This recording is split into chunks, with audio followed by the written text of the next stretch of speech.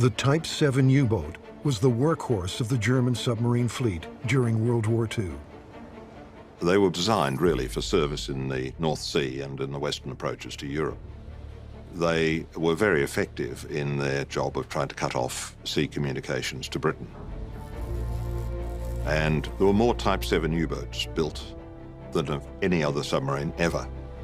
Over 700, in fact. But the Type VII was more an evolution rather than a revolution. They were quite a small submarine, and in terms of their technology, they were little changed from the submarines of World War I, with similar size and similar capability. Additions included large external tanks holding 33 tons of extra fuel, which increased range. And supercharged diesel engines gave a slight increase in overall speed.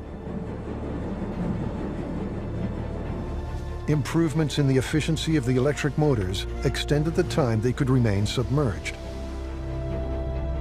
And they carried an increased load of torpedoes. But it was improvements in shipboard communications that was their deadliest asset. It allowed German submarines to hunt in groups that became known as wolf packs. Well, wolf pack was a group of submarines operating together. They could be very, very effective because they could surround a convoy and attack it from multiple directions all at once.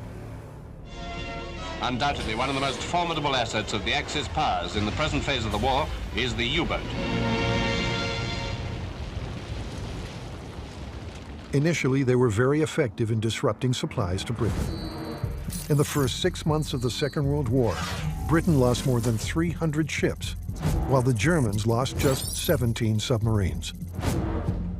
And as the war spread, with America's entry, so too did the Battle of the Atlantic. The U-boat campaign, certain to be intensified, is Hitler's greatest hope of staving off defeat. He has hundreds of U-boats at sea now. He'll undoubtedly have more. The answer is to destroy them. But luck began to run out as submarine countermeasures evolved. Allied air patrols over the North Atlantic became more effective, and radar became more available, which made them very vulnerable. If you want to combat an air attack on a submarine, you have to stay well submerged and keep out of the way. And that was difficult because, like many early submarines, the Type VIIs were basically a surface ship which could dive. The Germans realized they needed a way to carry out such operations while remaining submerged. And the answer to that was the snorkel. The Germans adopted the Dutch snorkel and retrofitted it to quite a number of the Type VII submarines, which made them much less vulnerable. Although the snorkel improved the odds, improvements in detection technology, combined with the development of specialist ships to hunt and destroy U-boats, meant that they were no longer the supreme stealth weapon they had been. In fact, by 1945, U-boat losses were routinely 30 per month, and in April of that year, they exceeded 50. Not so long ago, the Battle of the Atlantic was the most critical factor in the war.